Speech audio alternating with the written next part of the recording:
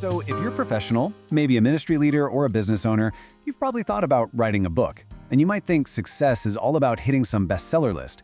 But what if its real job, the important job, is something way more strategic? Today, we're going to break down why for you, a book isn't just a product, it's a seriously powerful tool for growth. Okay, let's just dive right in with a little reality check. On Amazon alone, if you publish a book, you're going up against more than 49 million other titles.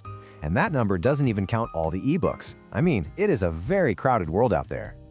So that leads to the big question, right?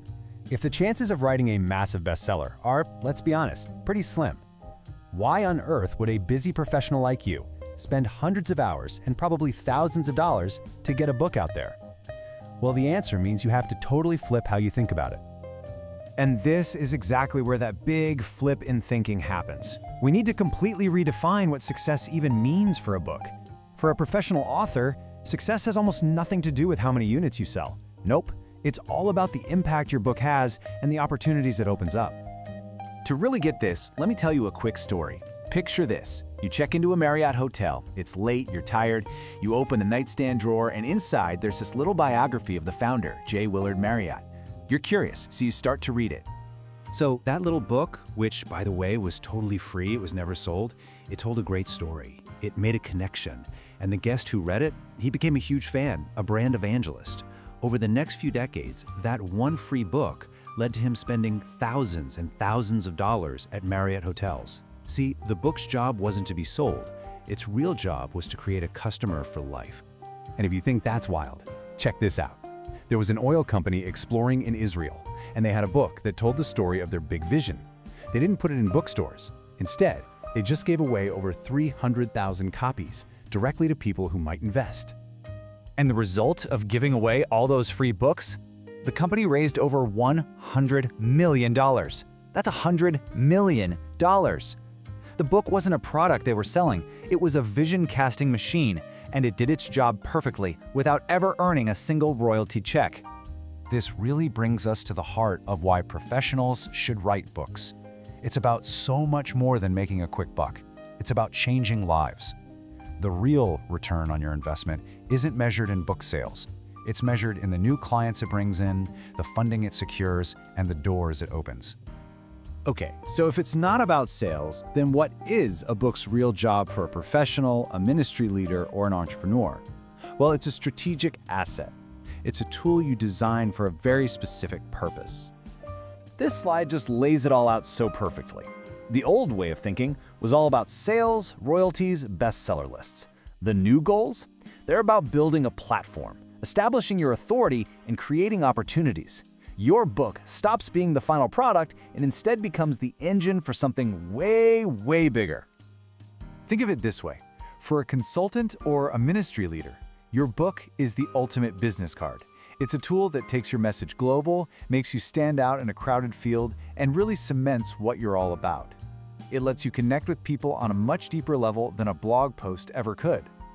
Now, this whole strategy is a game changer for a lot of people, but there is one group where it is an absolute career multiplier. I'm talking about public speakers.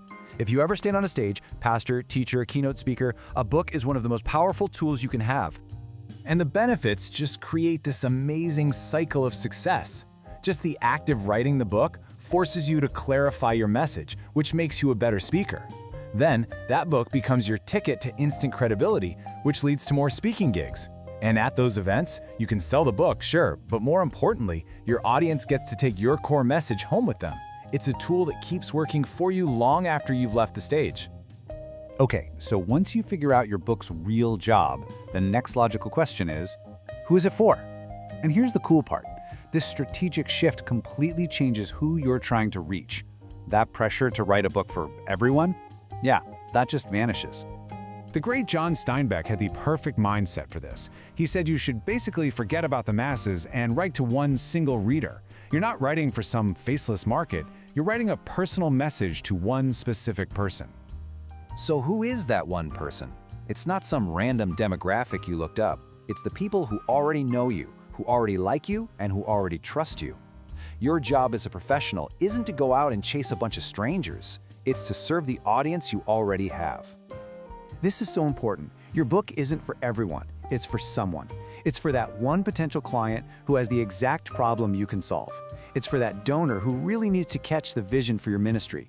So forget everyone. Focus on the someone whose life you can actually change. So when we start to put all these pieces together, redefining success, finding the book's real job, and focusing on that one someone, it all leads to a conclusion that's both really clear and incredibly powerful. And here's the ultimate takeaway. For a professional in business or ministry, writing a book isn't a vanity project. It's not a lottery ticket. It is a strategic investment in your career, in your brand, and in your legacy. It's a tool that can pay dividends for years, even decades, in ways you can't even imagine right now. So, as we wrap up, I'll leave you with this final thought. You've got a message inside you that's ready to be shared. The question isn't if you should write a book anymore.